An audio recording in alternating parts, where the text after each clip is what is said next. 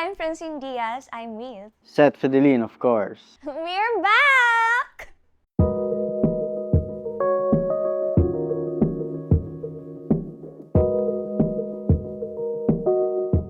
Ano yung general mindset nyo pagdating sa relationships in general?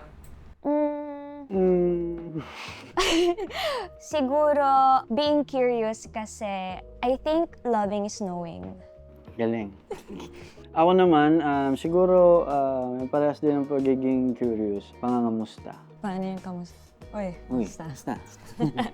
Best friends talaga dapat kayo sa isang relasyon para kahit magkaaway, kahit di magkasundo, kahit masaya, You o can be happy. friends So, for yun. now.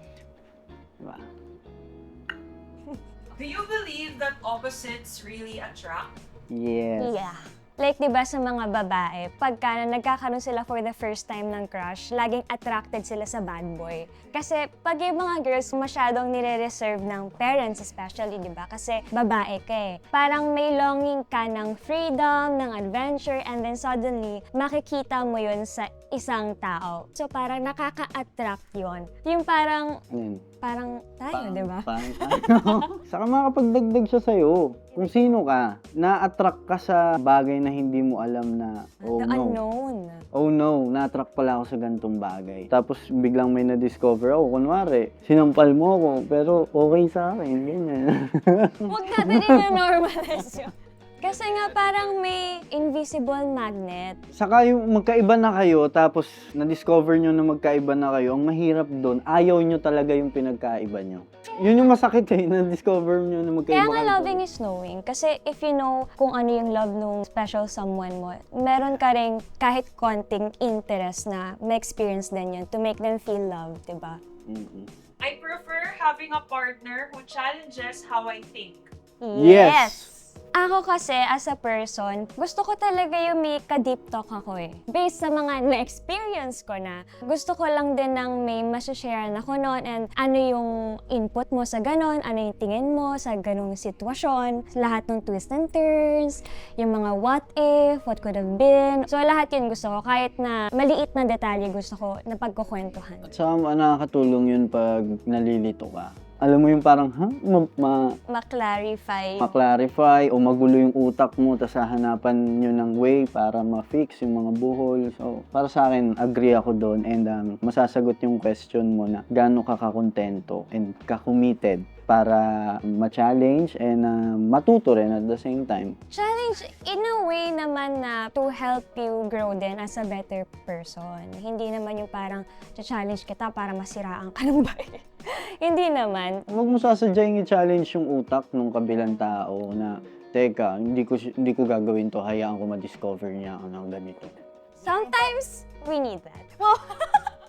Ganyan kasi kami. Confessions of a teenage Sino trauma dito queen. mga naglalaro ng ML? Yung may mga kaduo dyan. Hindi Example kasi. na yan ha, yung Wait lang, magulo wait lang. ha. Ito ha, ganito.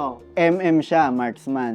Ako yung tank. So, roam ako. Ako yung nagsosupport sa kanya. Malalaman ko na kapag hindi na siya. Pag lumalayo na sa akin yung MM. Doon, magkakaintindihan na, di ba? Yung, ay, wait lang, na ano na siya. Kagabi. So, doon, yun yung, teka, ano bang problema? Parang ganun. So, example lang No, yun, but guys. sometimes, he knows what's wrong, pero dahil makulit siya, unconsciously, nagagawa niya yung supposedly mali. Pero hindi naman like super big. Siyempre, it's just a game. Hello. Same type, yung question kanina, yung kailangan yung maging best friends. Kahit magulo, may fun Yung side parang pa rin. kahit magkainisan kayo, friends kayo. Yes. Being too similar makes a relationship feel stagnant. Ay, dito pala. Parang isa rin yun sa mga downside ng sobrang kilala niyo yung isa't isa. Nagiging komportable kayo masyado, nawawala yung curiosity. Hindi naman kailangan all the time na may spark kayo eh. Siguro being present lang. Kasi I believe na people change, pero hindi naman lagi para sa masama. So being curious makes it a little bit better. Kahit naman in love kayo with each other, pero sobrang comfortable kasi. So sobrang stagnant, parang nagfe-fade na At yung saka sa tingin color ko, niyo. hindi dapat maging ganun lang kayo. Kasi kayang gumanito eh. Kaya pang salitan, kayang contribute siya ng bago niyang natutunan, then me naman. So, kuwari, pagdating ng panahon, na ano ka sa Zumba. Di ba? Tapos ako naman, na ano ako sa... So kung fortune teller kayo, nakikita Na ano mo ako sa mangingisda. O, gusto ko Tonight. mag-fishing. O, tapos, ipuntahan natin muna yun for 2 months. Alam mo yung parang gano'n na... So ayun yung gagawin mo. With safety. Yung secure kayo na... Asan siya? Ay, kasama yung mga ka-aerobics niya. Doon. To the right, to the left, up and Di ba? Basta with safety. Wala namang masama kung steady lang kayo, pero yung parang to the point na okay na lang siya na kami pa rin naman wala namang nagloloko sa relasyon. Doon yung mas nakakatakot kasi parang andito ako pero invisible ako. Tsaka ngayon ko lang din na-realize na yung word na stagnant, marami siyang pwedeng maging meaning pala. Depende sa kung nasa ang sitwasyon ka. Paano kung sinabi ko na, how are you? I'm stagnant. I'm Hindi, stagnant. parang I'm okay. Stagnant kasi parang kumbaga flatline. Oh, pag kinumusta, I'm stagnant. Ayos lang. Hindi siya mali. Kamusta ka? Stagnant. O kaya, kamusta ka? Stag lang. Are you stagnant too? Ay! English na siya. Sumagot. Yeah, I am. I am always willing to adjust for someone I love, especially kapag magkaiba kami. Always willing? Paano kung dreams mo yun? Kailangan ba maging hadlang yung love? Sa gusto niyong Teka, wala pa. Buka muna, tol. Masyado akong mainit Wait, dapat Hindi, isa eto lang. lang. Hindi, konti Yes or- lang. Konti Hindi, lang yes kasi or no lang. more than pa rin yung love ko for her. Sino ba yan? So, I'm just a chill guy and a goofy guy. Hashtag goofy. Ano nga po ulit yung question? Adjust. To adjust. Ako, yes. Yes Kasi din ako with better... Sure ka? Yeah, pero may ganun kami. Because we're breadwinners, guys. Sobrang love mo yung taong yon, pero at the same time, nung bata ka, asa na yung hawak mong eroplano. You mean yung Gusto mo- dreams yes, na ano? Yung parang, tatanungin mo yung partner mo, gusto ko to, and merong opportunity. Ano sasabihin sa'yo? Hindi. Ayoko. Kung gagawin mo yan, maghiwalay na tayo. Tama ba? Maganda bang pakinggan yun?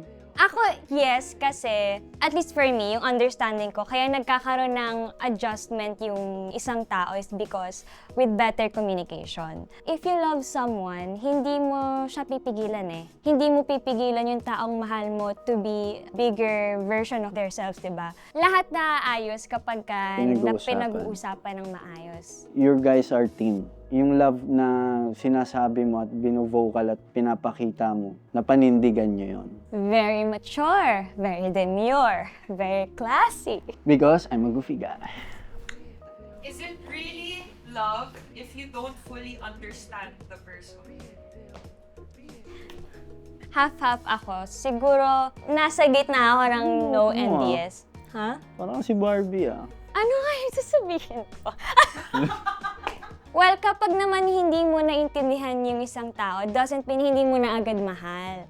Meron talagang misunderstandings, pero minsan hindi talaga kayo magkakaintindihan. Kailangan mo lang talagang sabihin at ipaintindi ulit, ipaalala, kasi hindi naman lahat matatandaan. It's a matter of communication. That's all. Hindi mo lang siya naiintindihan, yun lang yun. May mahirap intindihin, merong mahirap din na makaintindi. Para gumana yun, kailangan nyo usap. Kalmado. May girlfriend ka na? Bakit? Alam mo, may mga bits dito na dapat ipa-remove natin. Parang umaamin na tayo. Saan ba? Hindi nga kita kilala. I don't know you. Ayun lang. Siya kasi, yung character niya dito sa She Must Not Be Named, playboy siya. And then, suddenly, merong isang babae na gusto siyang i-love. He doesn't know how to receive it somehow. So, I think doon nagsisimula yung mystery. Sabi ko nga, parang isa to sa mga pinakabaliw na character na na-play ko. Kasi sobrang bilis nung shifting nung moods niya. Parang nagpatay ka ng ilaw, ganun. Her mood is a light speed, guys. Sino ba yan? Yung character ko o ako na? Character.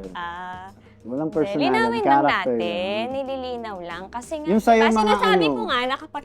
Yung sa'yo mga 300 kilometers per Hindi second. nga, ang akin lang naman. It's it's possible to meet your partner halfway without losing yourself. Yes, kasi it's all in the mind. Hindi porke pumunta ka sa side niya, inintindi mo siya, hindi ibig sabihin nun kawalan mo yon. Hindi kabawasan yon ng kung ano ka, our ego, hindi kabawasan yon. I love my goofy guy. Aray ko. Ay, sorry. Yung gu- Ay, sorry. Nagwo-workout kasi siya, guys. Lagi yung Uy, lakas! Halfway lang palagi. Hindi kabawasan yon na kung sino ang mas tama, sino mas matalino, sino mas maraming karanasan, sino mas maraming may alam. So, Pero most of the time, sino ba talagang mas tama? yung malakas yung tama. Nag-concede ka sa sitwasyon. Big word. So parehas kayo, tapos nandun kayo sa gitna, yung core ng love nyo na ibalik nyo, naging presence ulit sa mga subconscious nyo. Andun yun. Kapag ka nag-adjust, dapat totoong nagkakaintindihan kayo and may give and take din kayo. Diba? Di ba? Kayo eh. Tsaka yung pride, ibababa. Oo, mahal na nga gas, pati sabon, mataas pa rin. Ano ba yun? Pride? Sorry, joke yun, ay magbibigay. Would you say mataas ego mo? Minsan, yes, oo. Lalo na kapag nag-sales ako. Oh, kaya ba nila ego ko? Wow! Hindi talaga. Gusto mo kwento ko? No, but everyone, today we are here to invite you po to watch She Who Must Not Be Named, showing po this April 29, cinemas nationwide. Yes, sa mga tagahanga po namin, taga-suporta na nagmamahal po sa amin. This is for you guys. Bagay to sa mga Gen Z. And maraming lalabas na pelikula ngayon, so have a great summer love. Yes. And more to go. Cut na! Hindi na ako sad na.